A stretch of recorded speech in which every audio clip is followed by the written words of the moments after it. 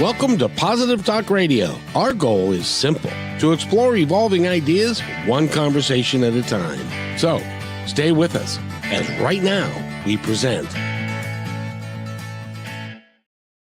You ever wanted to just, sail away? Have you ever felt like you knew somebody well enough to sail away for 30 years with them?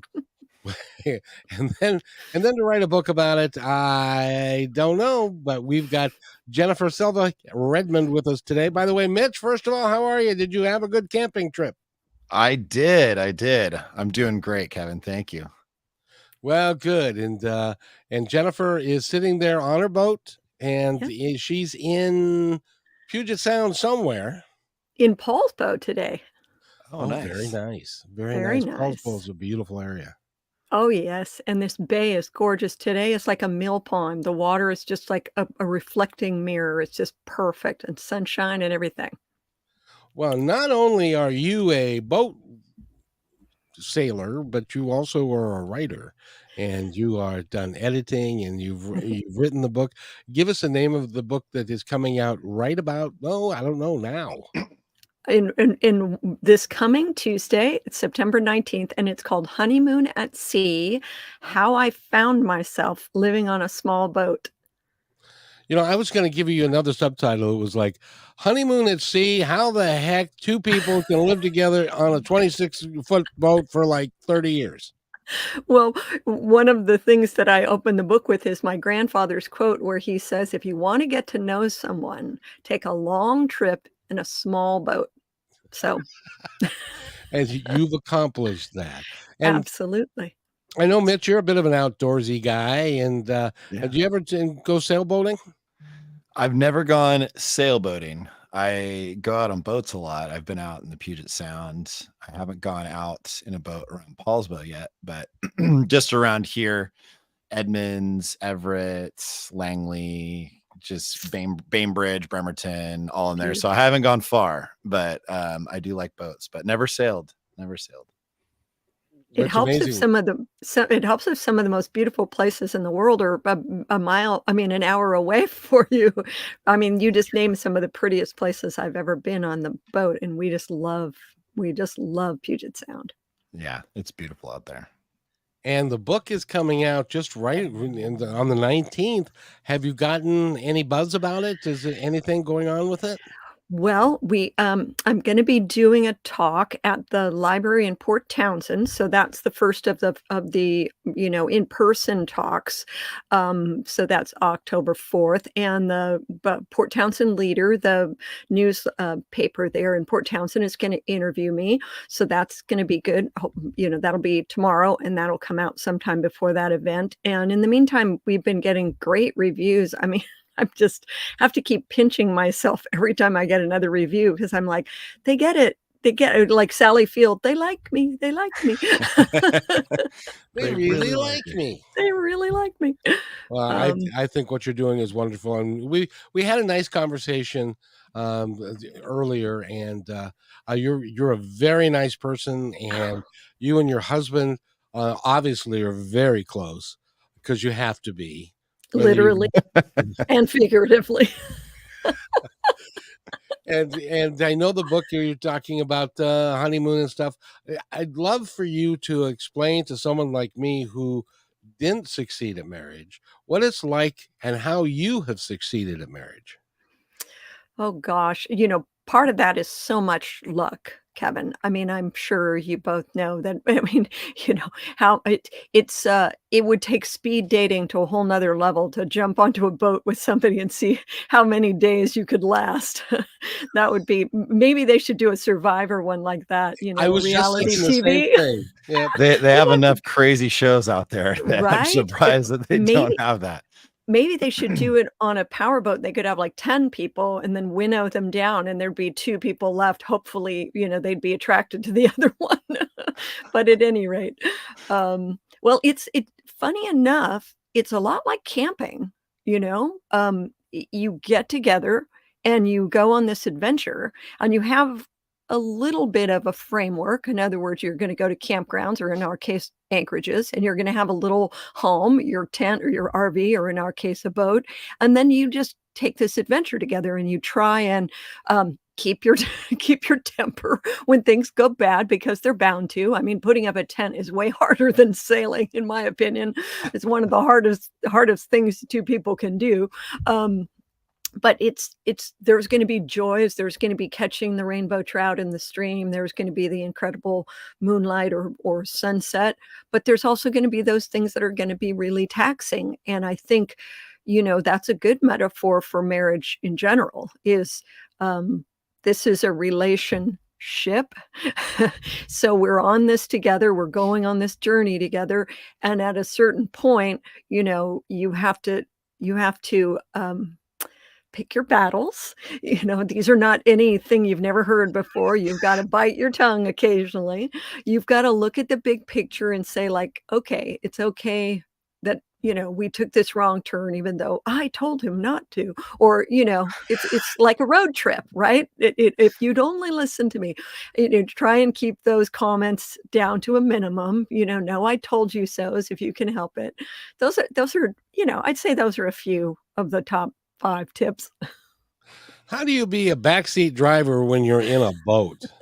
Oh, it's very easy, because, whoever has got the tiller, or now we have a slightly larger boat, the wheel, and that person is doing things. And then, we'll, even after 34 years of marriage, and 30, plus of them has been on a boat, we'll do something and we say, I thought you just said you were going to go. No, I said very clearly that I was doing this. And, it's like, how can we possibly be confused after all these years? But it happens. It happens. I said I was going to go up into the wind. Oh, I thought you meant you were going to, so. Well, and Mitch can verify this, but we both have someone in our lives that it's the same person, and she's pretty consistent with, why are you doing that? I thought that we decided that we weren't going to do that. And Mitch has been part of those conversations. They're a little uncomfortable from time to time. Yeah, sometimes you just gotta take a step back, take a look at it before you respond. Especially when she's right most of the time. So, it's just one of those things.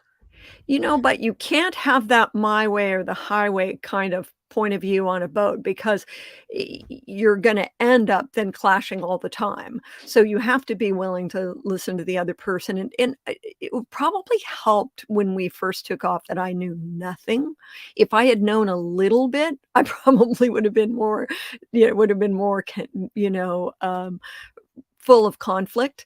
But since I knew nothing, and Russell had been sailing for 20 years, I could go like, okay, he knows what he's talking about. So when he says do this, I'll do it. Now, after, sailing for over 30 years, we're more likely to be like, no, why don't we discuss this? And, but at the time it was like, okay, I just backwinded the sail and it fell over to the side. I think I'm going to sink the boat. And he'd come up and go, no, you're not flying an F-18.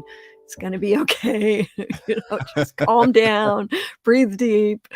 And speak of the devil, we've got a question for you, which is, she'd love to know more about how meals and food are prepared in different, how it's different on a boat than it is in a home. Well, 2 things that come up is, the first one is a decision that we made that not all boaters make, but we decided to stick with refrigeration and not have a freezer. And the reason why is because freezers take a ton of energy. And when you have days like yesterday, where it's pretty much socked in, cloudy all day long, our solar panels will keep everything fine. They'll keep the refrigerator cold, but trying to make ice cubes on a boat is something that power boaters can do, because they can turn the motor on and just, run while they're doing it. But so that keeps things simpler. But it also means that provisioning, I can't put, steak and all of these, fish or whatever in there for weeks away. So I'm really planning meals very, this week, this amount of fresh food. And then we have things, of course, you have cans of tuna, you have cans of beans. And then we have things like, the rice and tortillas. We're still eating tortillas after all these years after Mexico. Got to have quesadillas, got to be able to do the nachos, or whatever. So, yeah, I think shopping more frequently is something that I find comes up. Um, Obviously, it's a different thing when you're taking off on a long trip. Say you were going to go from here to Hawaii. Then you have to really plot out, okay, I have to have meal prep for an entire month, which is what I did on that 26-foot boat leaving San Diego for Cabo San Lucas. I had to figure out, how do I prepare, meals for the first few days? That all we had to do was heat them up, because we thought, and it turned out to be true, that we'd be exhausted at the end of every day and barely like heat it up and eat it and be like falling asleep at the table. So I would make, kind of casserole type things that could just be heated up. I have a 2-burner stove, so it's sort of like camping or being in an RV. I do have an oven, so I can certainly cook things. Haven't done any turkeys or anything like that, but meatloaf and normal type stuff. So it's looking around too and seeing, like, Paulsbo and many places here in the Pacific Northwest have farmers markets. So you go and see what's fresh, just like you do at your local food co-op, or what's fresh, what's in season, and get those things. And but it's in terms of the actual cooking, I have frying pans and pots and pans and normal stuff, and a normal stove. I just use propane instead of natural gas. So I don't know if that covers it, but Mitch, is the lack of ice cubes a deal breaker for you? It might be for me. I'll be honest. I don't use ice cubes that much. To put into perspective, I'll fill up 2 or 3 ice trays and I'll put them in the freezer. And if you've ever had ice cubes sit in the freezer long enough, they shrink. Yes, And they get real small. And I feel like I used to care, like, when I drink water, I don't drink ice water. I just drink regular water. I have a filter, and it's probably maybe a little colder than room temperature. But yeah, no, it wouldn't be a deal breaker for me. I would be totally fine without ice. Well, I thought that maybe, like bourbon on the rocks or something like that would be. I was going to say that. But here's a trick: is you can put, for example, Manhattans, right? We put a little flask that has bourbon and a little flask that has vermouth in the fridge, and they're 45 degrees or whatever. I mean, it's cold, and then you mix it up and it's cold. It also doesn't get diluted because you don't have ice cubes in it. So there's, the good and the bad. Yeah. I mean, I got whiskey cubes, so I mean, those would probably be there fine in you the go. fridge. They wouldn't be quite as cold as the freezer, but I think I would survive, Kevin. I would be just fine. You have whiskey cubes? Yeah, they're like, there's all different kinds. They're like these rocks, and you keep them. There's like a little velvet or felt bag that you keep them in. I keep them in the freezer. But yeah, you can put those in a whiskey glass, and that'll chill or keep the whiskey cool or whatever you want to call it, but it doesn't dilute it because you're not using an ice cube. It's basically an ice cube in plastic or rubberized little. These ones that I have are stones. They're like made for it. So I've seen I know what you're talking about. The ones that I have are these stone ones. They're basically they feel and kind of look like rocks, but they're perfect cube shapes. And it's got like 5 of them in a bag or whatever. This sounds like something somebody did in whatever year BC. They were like, ooh, look, cold stone and drink. Much better. Much better. Cold and yummy.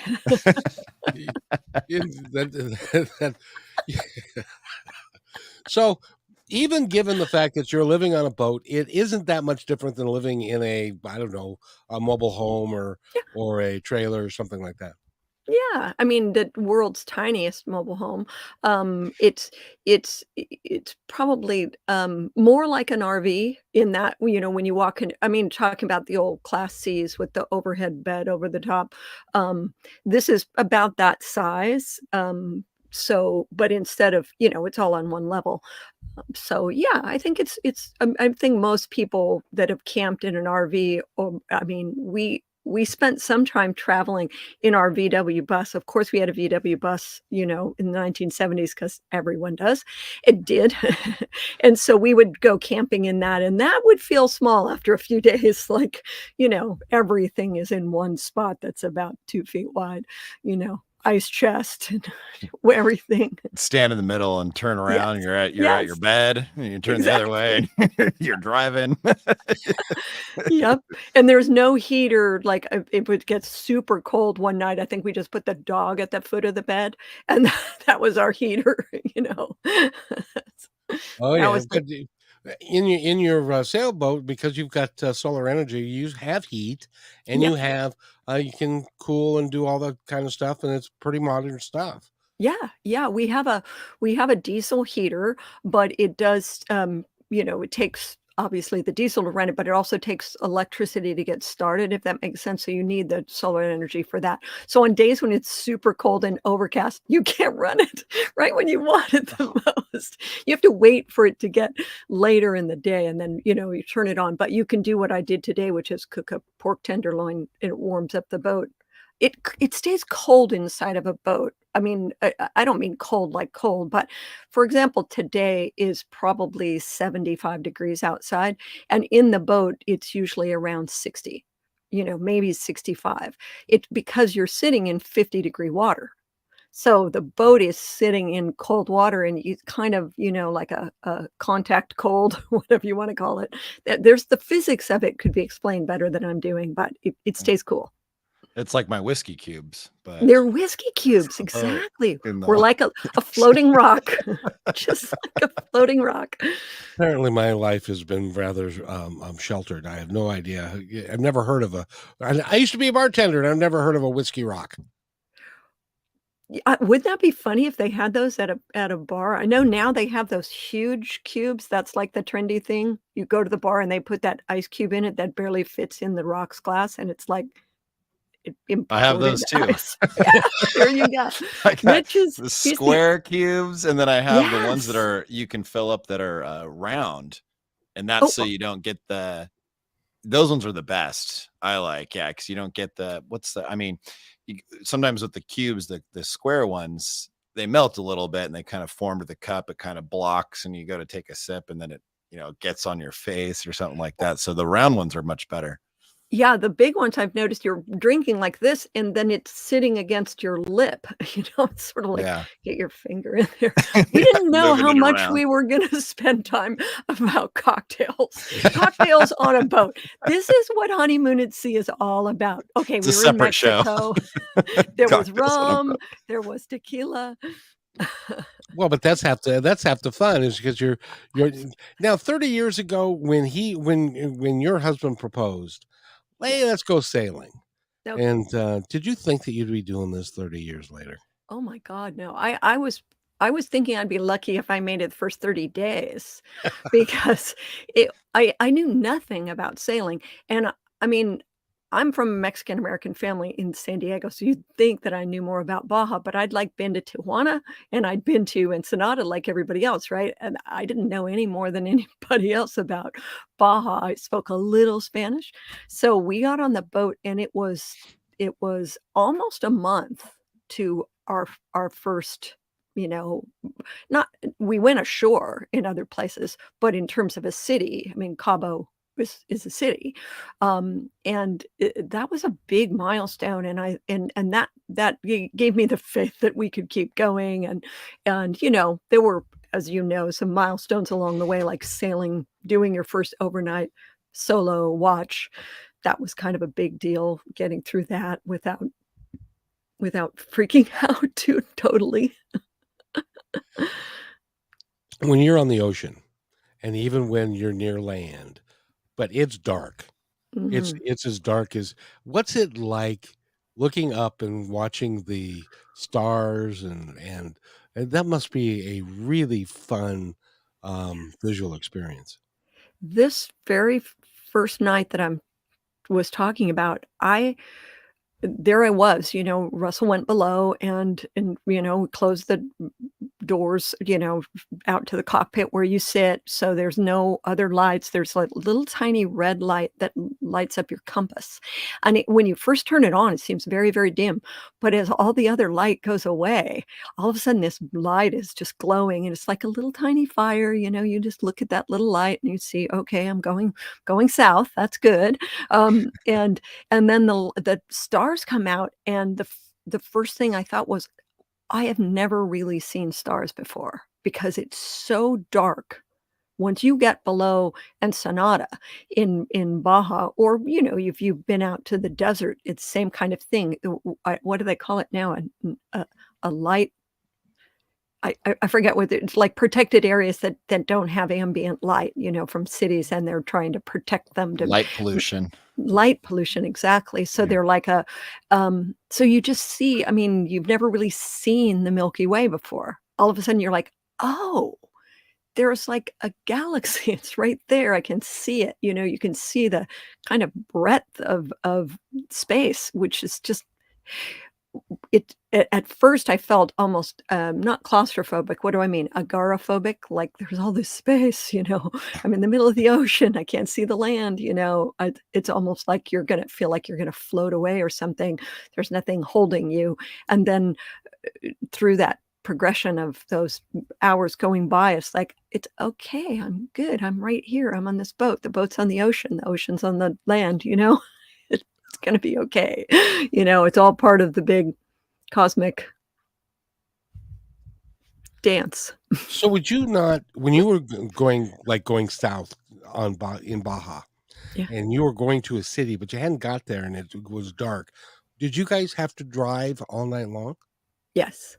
Yeah, there are places that you can. When we first started out, Russell, because he's brilliant, plotted it out so we would stop every night, because it was just too much, I think I'm gonna jump out into the middle of the ocean and sail overnight and do a solo watch, and, there was just too much. It was like sail for 8 hours or so, which is not, a really hard life to sail for 8 hours. And then you come in and you anchor the boat and you're safe and you're in a little cove and it's pretty, and make a little dinner, have a bourbon with no ice in it. We did have ice in those days. We had an ice chest, but it was funny. In Mexico, they sell a huge blocks of ice that come from the ice, factory, and there's like a bar of ice for like $4 or something. So we would get one that was like half of that, and we would fit into the ice chest. Sort of like you talked about the big cube in the glass. It was so much ice in there, you couldn't put anything else in the thing. So it was sort of pointless for the first couple of days. I'm like, cram this piece of cheese along the side, It's kind of funny. Anyway, off subject there. But yes, it would be night and we would sail through the night and we would take turns. That's, you're on watch for a couple of hours, and then you wake the other person up and you get into the warm bed and they go out into the cold night and steer. Did you ever think, why am I doing this? Because I'm staying up all night long. My big problem with staying up, it is not staying up, it's falling asleep. I tend to be one of those people who, like, I get excited, and then when I go to lie in the bed when he's on watch, I can't go to sleep. So that was more of the thing. I knew I had to sleep to be awake for the next, but it's hard to suddenly go like, okay, it's 2:15, go to sleep. I don't know, that maybe most people don't have that problem. That it's a good With thing enough I never. bourbon, Right? you can Right? go right to sleep. Exactly. Or those little stones. I could hit myself in the head with the little frozen stones, knock myself out. But it's a good thing I never had kids, because I would have been like either sleeping through the 2 o'clock feeding or never going back to sleep again. So Yeah, boy, that would be hard. By the way, do you have a satellite for your TV? we don't. We only watch the TV when we're at a dock, like at where we have electricity. coming into the boat. But we do have an iPad and a couple of laptops, which of course I'm using right now. But we watch movies on the iPad. We're sitting very close together, so the iPad seems big. I mean, it's not a problem. We've the bad thing is when they're those letterbox movies, where all of a sudden there's a whole bunch of black on the top and this like tiny little thing, and you're, is this Lawrence of Arabia? Something you can't really see what's going on. Jennifer, you're So dating yourself a little bit. I Lawrence tell of you, Arabia. exactly. Well, we like to watch classic movies and new movies. We're up for every movie. Oh, that's pretty cool. But what about like Sunday football? Yeah, football is we're kind of the football fans that watch the Super Bowl, but we do like baseball, and we have Sirius radio. So we do it old-fashioned style, there is the crack of the bat, and and he's running to first base and he's out, where they give you the whole color commentary, just no pictures. So that's fun. By the way, do you ever listen to the Mariners broadcast? We do. You know who Gary Hill is? I don't.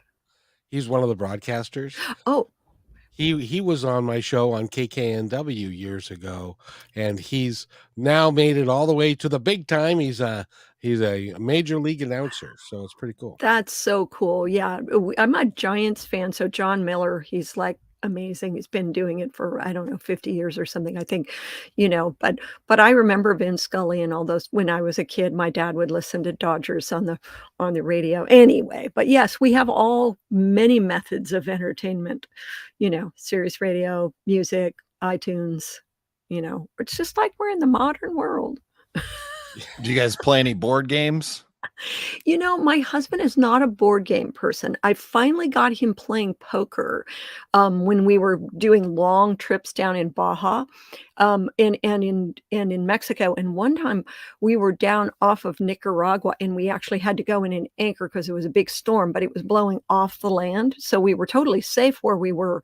You just couldn't do anything. You just literally, you're right there with the wind blowing 50 knots or whatever. And so we just sat there day after day with nothing to do except, just survive. So we played a lot of poker, and crazy eights, we're kind of that level of, we got that level of real tough, I don't know, Texas Hold'em and all those ones with fancy rules, it's just pretty much 5-card draw and crazy eights.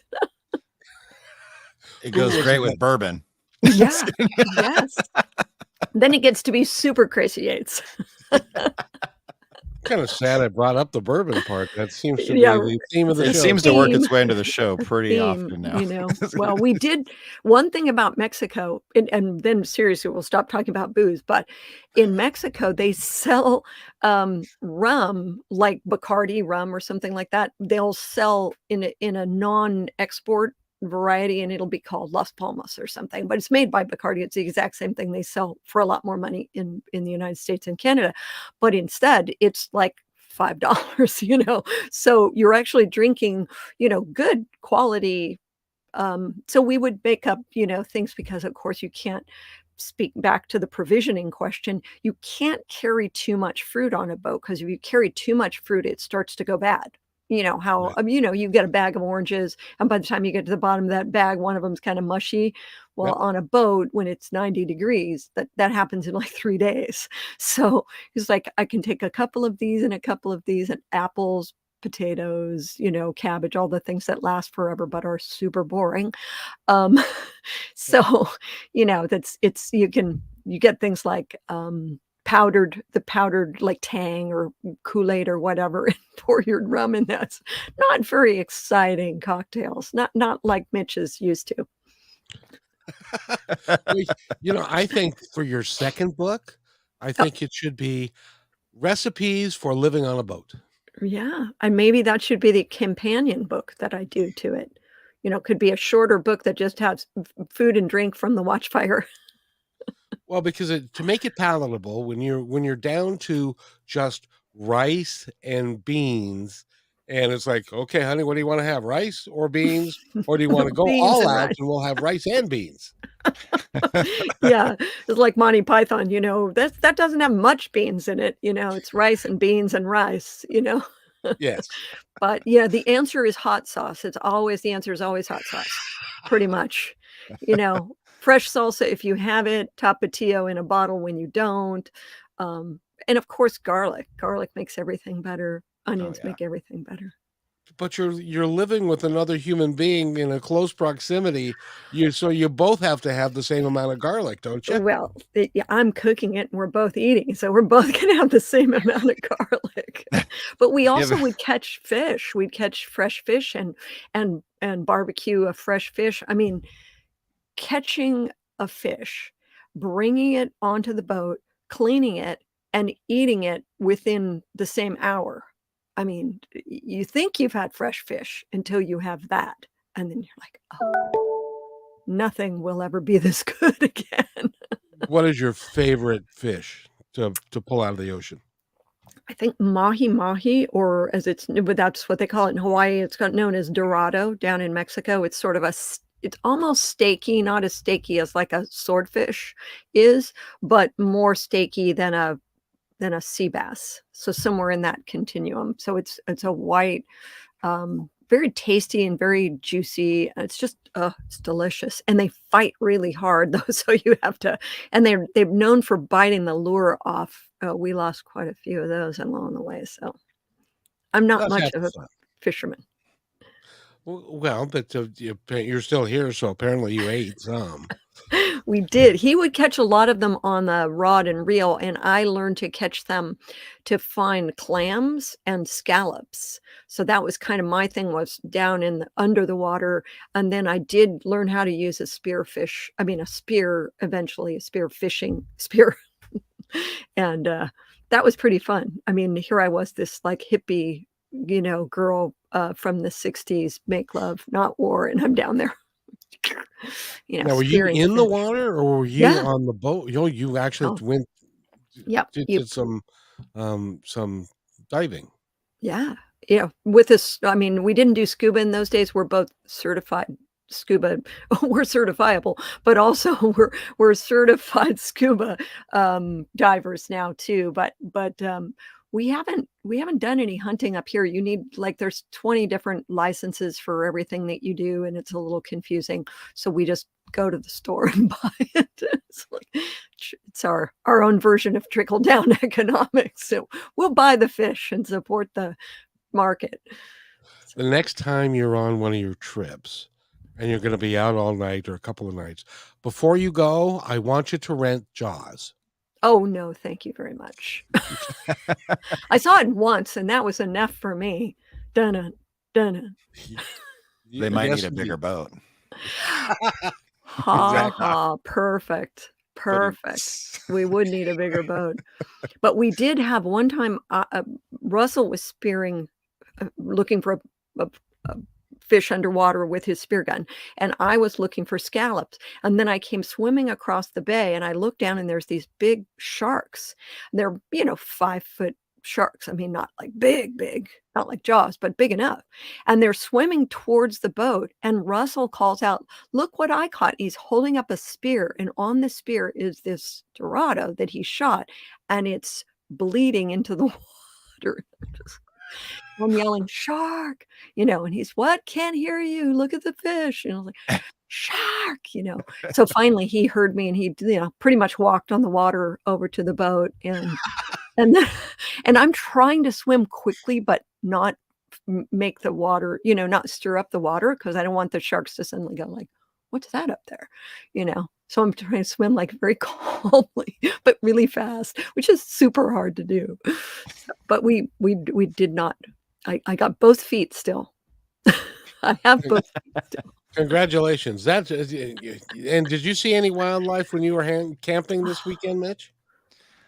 No.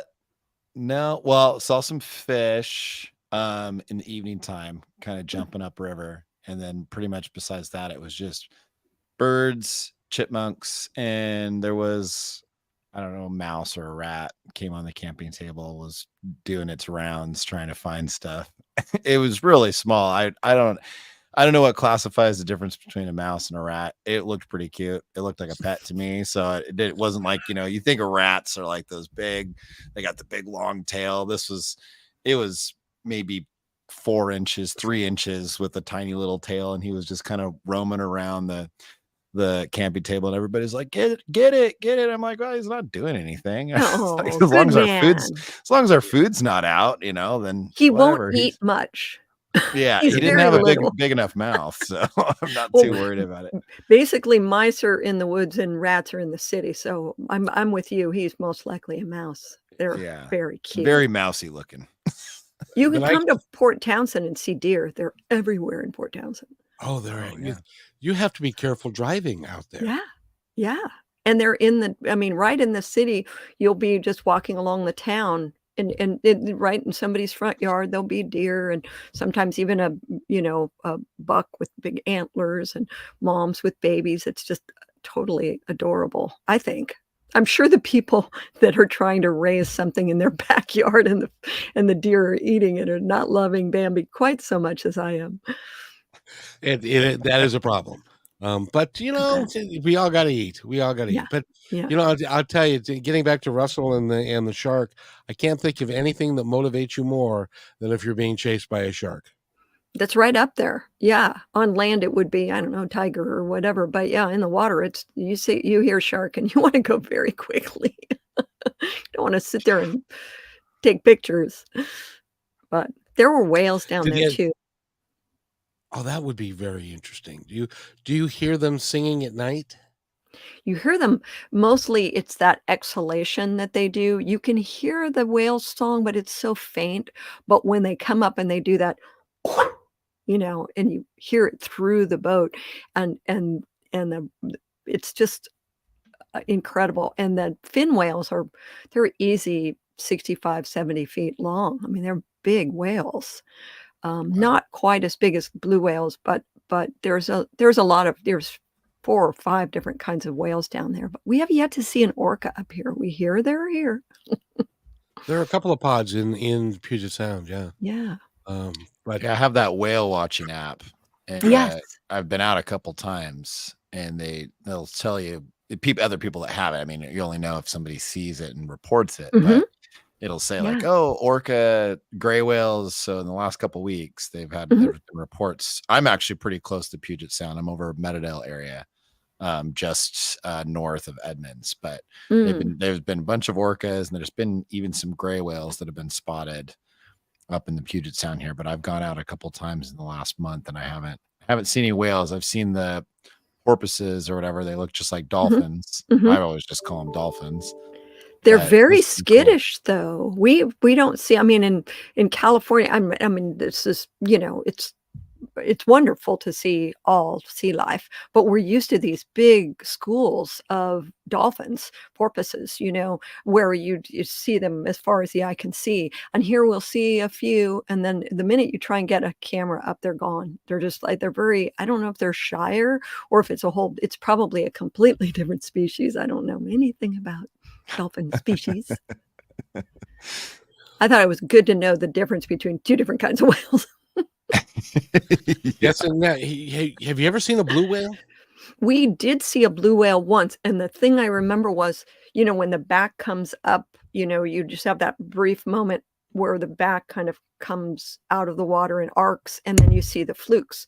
With a blue whale, it was like the back just kept coming and coming, and it was like, oh my gosh, so big.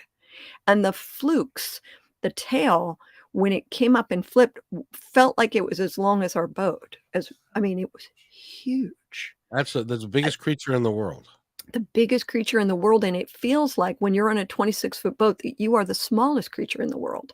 And that very moment when that thing is breaching next to you, it's like, oh my, if he wanted to, or even just by mistake, just that tail could just whoosh, But the grays we saw a lot, and they're pretty big too. They're Do you now when you're in the ocean like that, do you have to worry about because you're sailing, so it's quiet. So you don't Mhm. have a propeller and an engine, right?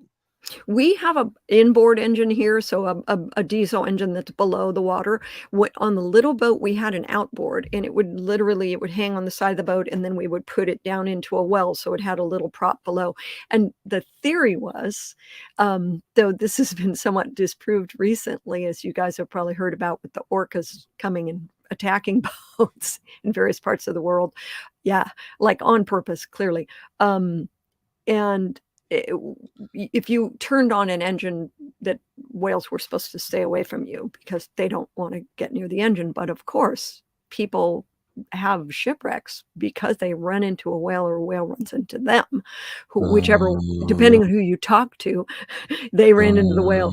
Exactly. And yes, Oh, man. exactly. And that will, of course, ruin your whole day and your whole journey. And that's pretty much the end of that.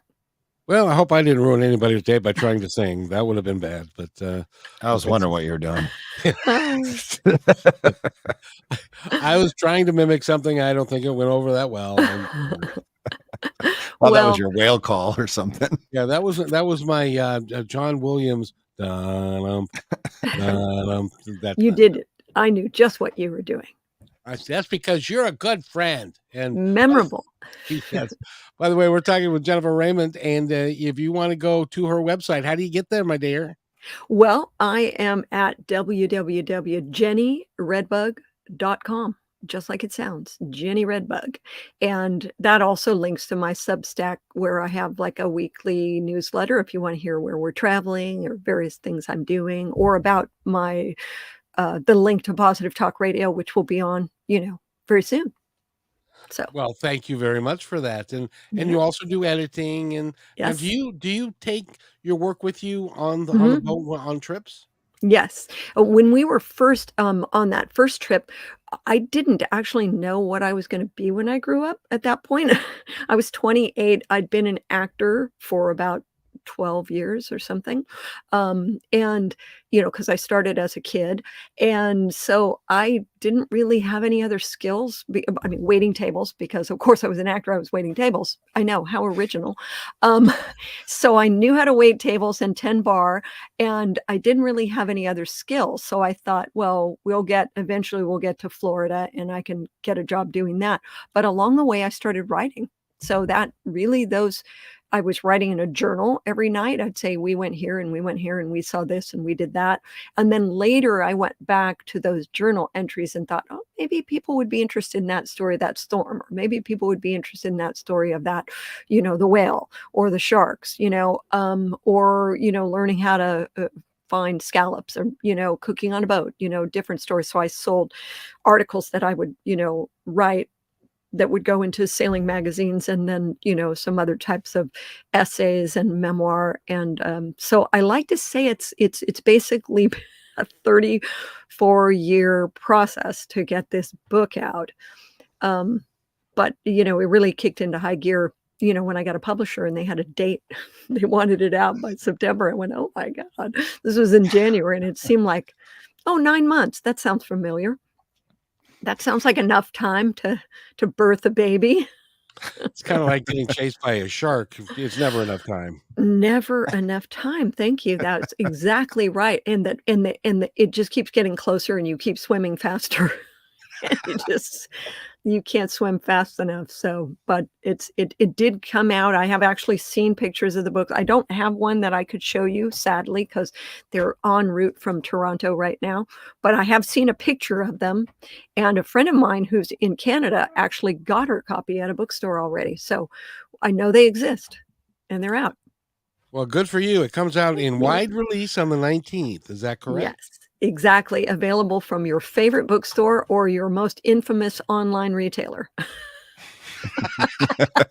Your choice. It's all good. Who might that be? I don't know. Just whoever, whatever that makes you think of. Yeah. And if you have the opportunity to go to a local family-run small bookstore. You bet. I'm sorry. Well, I got excited there when you said that, but there's a website called bookshop.org, and you can go there and you can find your own neighborhood indie bookstore on there so that you can either find out the things they have, find out about a bookstore when you're in a different part of the country, or you can hook up your sales so that every time you buy a book, it benefits your favorite bookstore. Is that That's cool? pretty cool. It is That's cool. really I cool. think yeah. So when people go to my website, they can see that link, but bookshop.org, that's not hard to remember. And it's got, everything from Elliott Bay Books down to the tiniest little mom and pop shop in the tiniest little, Gig Harbor or Port Townsend or wherever. So you can find a bookstore wherever you are, or you can, like I say, support your local bookstore by buying things online. Very cool. Yes, indeed. Or you can go to the local one and have them buy it Yes. online, and Yes. they can Yeah. get credit for it. And because Yes. we're going through a bit of a metamorphosis in our country, because the big box stores are not generating enough money anymore because of that other guy that you didn't mention, Uh-huh. and other reasons. And so we are going to, I think, be dependent upon mom and pops again. I think that's a Mhm. really cool idea. Yep. So support them. Reach Yes. out and support them. Yes. And what's really great, I mean, having been in publishing now for 25 years, um, it a a cornerstone of a community is, of course, a market with food and a market that has the things that, food for the soul, if you will, Yep. and that's a bookstore. I mean, and you'll find when you go to the local bookstore, as we all know, that that's where you also might hear a talk or a lecture or some music, or find out about another, a local group that's got a book club there or is meeting there for, everything. I mean, it becomes places like Elliott Bay Books and Third Place Books in Seattle, I mean, are exemplars of that. They make their bookstore a destination for the whole city. And of course, there's one in your neighborhood that you know about that I don't, but it's very cool. And I agree with you, supporting them. I always hate when people go, "Oh, that bookstore closed. I just loved it." Really? When was the last time you bought a book there? Just Exactly. asking. Just asking. Just Don't Just wanna asking. sound negative on Positive Talk Radio, but you c but that's why the bookshop.org thing is very cool, because you can ship a book to your cousin Ned in Alabama, but it will still support your bookstore, and that's pretty cool. I think so. Very, very much so. So we're going to run out of time again, my dear, but you're going to be on Kixie Yes, at 3 o'clock on the 19th, 29th, 29th, right? 29th of September. And we're looking forward to having you back then. Mitch, is there anything you'd like to add, or to any questions or anything? We've got a couple of minutes left. What would you like to add? Well, I was just curious, what was in all the sailing that you've done, what was the scariest moment that you guys had while sailing? Oh, we didn't have too many scary moments, and I don't mean that. I think probably the scariest moment was what I was talking about, that, the first time I was out there kind of steering it all on my own in the middle of the night. I knew I could go below and shake Russell awake and say, "Come up here, I can't figure out what I'm doing." But it really quickly became familiar to me. There were moments in Mexico, they have these things called chubascos, which is like a mini hurricane that comes up within minutes and is like really strong winds, and then it just goes away. And we ran into one of those in Baja, and that was, we've had them come when we were on anchor, but when you're sailing and suddenly the sails are just flapping and everything is going crazy and the boat's, heeling over to one side and then heeling over the other side, and I think I'm going to get blown off the boat. That was a little more spicy than I needed it to be. you know A little too much tapatio. little too much tapatio, exactly. But we came through it fine. Russell dropped the sails really quickly, and we steered to the shore, and then it's gone really quickly. So it's but it was definitely an exciting few minutes there. So, but Now, when it's dark and it's quiet and you are just sailing, you don't have your engine on, can you hear sounds coming from underneath the boat in the ocean? You can if you're below decks. The difference between the amount of sound that you hear when you're below, in other words, when the other person's on watch and you're down lying in the V berth, that's the pointy, the bed that's in the pointy part of the boat, and you'd be lying there and you hear this whoosh, whoosh, whoosh, and it's the most restful sound. It's like all those white noise machines you get, but it's like a million times better, and it's the best cure for insomnia. You just lie down there and the boat is sort of surging forward and you're just lying there, and you just hear this whoosh as the water is just rushing past you, and that's pretty cool. Sometimes in anchorages you hear little things like fish will come up and bite on the barnacles on the boat, and it's kind of like a gnawing sound, which is a little kind of creepy, but once you know what it is, it doesn't bug you so much. But so yeah, you can hear all kinds of different things, mostly wind. I think I'd stay home. I'm just that way, so you're the perfect, the front cover of my book says, will also delight armchair travelers. So perfect. I need to buy the book. Prepare to be delighted. I ain't going, so I might as well read about you going. Prepare to be delighted. And you can order it today and you'll have it by the 19th. Bada bing. We call him Armchair McDonald. We do that. Ooh, that's got a kind of a ring to it. Right? Sorry. Yeah. Sorry, Kevin, but it's That's like an all right. offshoot. It's an offshoot to Positive Talk Radio. Yes, in my lifetime, I'm the third Grandpa McDonald. So But you're not old McDonald yet, because you're still in the twilight of your youth, as Russell would say. I'm in the twilight of something. I don't know. Russell doesn't believe in being called old, so we are in the twilight of our youth. We have been for a while now. He's on a sailboat, for Christ's sakes. Exactly. How hard could life be? Oh my goodness. But we've been talking with Jennifer Silva Redmond, and I want to thank you for being here. Thank you both. And it's awesome. We're looking forward to having you back. But before we go, I want you to be able to tell our audience anything that you would like them to know. That whatever you're dreaming of right now, I believe you can do it. So take one step towards your dream today, because it definitely won't happen if you don't take that first step. I love it. That's all I got. That's all you need. It doesn't have to be stepping onto a boat. Yeah, but at the end of your days in 50 or 60 years, you're going to be able to look back on it and say, man, what a life. What a life. Yeah.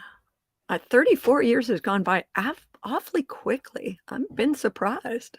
Well, the older we get, the faster they go. The next 34 is going to be really quick.